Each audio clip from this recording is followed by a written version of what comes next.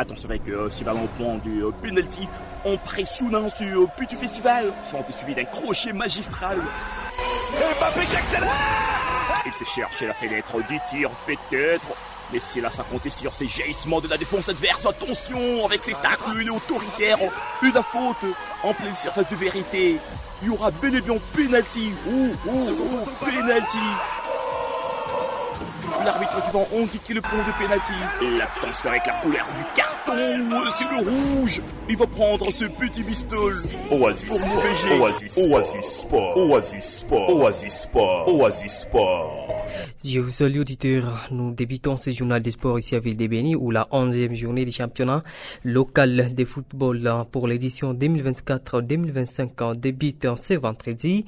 Ce week-end des compétitions promet des rencontres passionnantes pour les fanatiques de football et de la région avec des équipes déterminées à terminer cette première moitié de la saison sur une bonne note. Chaque match offre ainsi l'occasion aux clubs de consolider leur position avant d'aborder la phase retour. Les programmes débuteront ce vendredi 15 novembre avec des confrontations de haut niveau. Espoir de Béni appelé 11 Pro affrontera l'AS Bénignon. Ça sera à partir de 13h30 suivi de la rencontre qui opposera les FC Gillette contre Étoile de Béni à 15h. Le samedi 16 novembre verra face à face entre Mayamoto et Mwangaza à partir de 13h et celui d'Ingasport contre David à 15h. Ces rencontres promettent un spectacle riche en intensité et en stratégie où chaque équipe cherchera à prendre un maximum de points. La journée se clôturera, ça sera les 10 matchs avec deux matchs dont Bana Aigle jouera contre Renaissance à 13h suivi de la rencontre Umoja contre Beansport à partir de 15h. Les supporters sont donc invités à venir nombreux pour soutenir leurs équipes pour 2000 francs seulement, comme 3 d'entrée et profiter d'une ambiance sportive locale pleine de ferveur et d'engagement. Toujours à Béni, cette fois-ci dans la page noire. C'est une profonde tristesse que le monde du football bénitien a pris le décès de Papi Eyaki, surnommé manager ancien président emblématique du FC Mwangaza. Sa disparition est une perte immense pour le football de la ville de Béni où il laisse une empreinte indélébile reconnue pour son engagement et son dévouement. Papi Eyaki était une figure respectée qui a ainsi inspiré le joueur et supporter par sa passion et son leadership. Sous sa présidence, le FC Mwangaza a connu l'une des périodes les plus glorieuses de son histoire. Grâce à sa vision et à son travail acharné, le club a remporté le championnat local de Béni, marquant ainsi un jalon important pour l'équipe et la communauté. Son influence a également permis à Mwangaza d'atteindre les demi-finales du championnat provincial. Une performance remarquable qui a enfin vibré les amateurs du football et bien au-delà de la vie de Béni. Aujourd'hui, le monde du sport bénitien plaire donc un homme qui a tant donné pour la promotion du football local. La mémoire de Papi Eyaki restera ainsi vivante dans le cœur des supporters, des joueurs et de tous ceux qui l'ont côtoyé. Son héritage continuera d'inspirer la génération future et sa contribution au FC Mwangaza ne sera jamais oubliée. L'INAFoot en deuxième division dans la zone STB.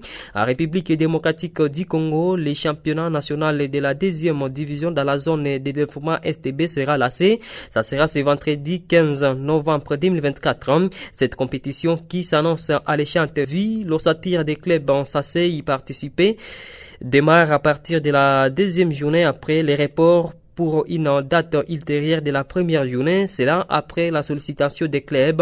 C'est vendredi à partir de 15h30 le FC Mwangaza de Goma, deuxième de la dernière édition de la Ligue des joueurs contre Brésil AC toujours de Goma, finaliste malheureux de la dernière édition du championnat provincial. Très ambitieux la saison dernière malgré son statut de novice, Mwangaza cherchera ainsi à lasser bonnement la compétition face aux Brésiliens qui éviteront sans doute une défaite d'entrée.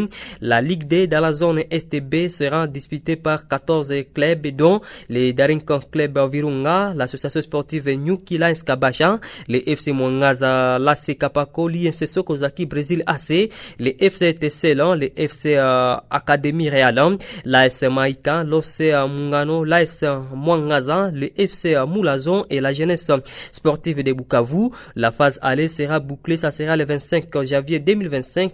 3 stades dont celui de Goma, Bukavu et Uvira sont les enceintes sportives retenues pour accueillir cette compétition.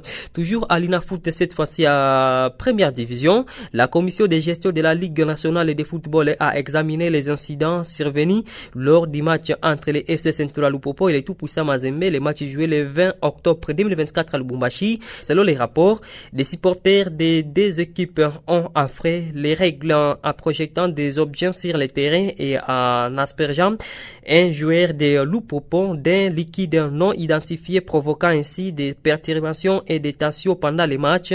Suite à ces incidents, des sanctions financières ont été décidées pour chaque club.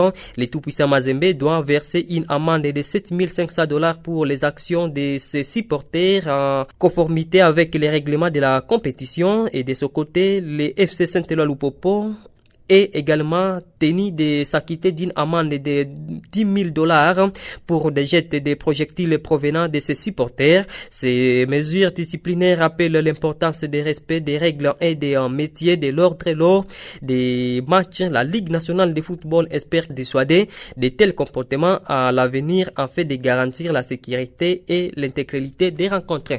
Pour terminer sur les plats africains avec les éliminatoires de la CAN Maroc 2025, quelques rencontres se sont disputées. C'est jeudi. La Guinée équatoriale a fait 0 buts partout contre l'Algérie. Soudan du Sud a battu le Congo 3 buts contre 2 et Lesotho a battu la formation des républiques centrafricaines 1 contre 0. En fait, le Burundi a fait 0 buts partout, c'était contre Malawi. C'est la fin de ce journal des sports. J'étais à votre service, Barakamba Kwabli 5 ans. Merci à vous de l'avoir suivi. Merci d'avoir écouté ce journal. Vous pouvez le réécouter en visitant notre site internet www.radiooasis.cd. Jeune, ton avenir est plein d'espoir. Mais une seconde de plaisir sexuel peut le gâcher à jamais. Sois sage. Sage. Sage.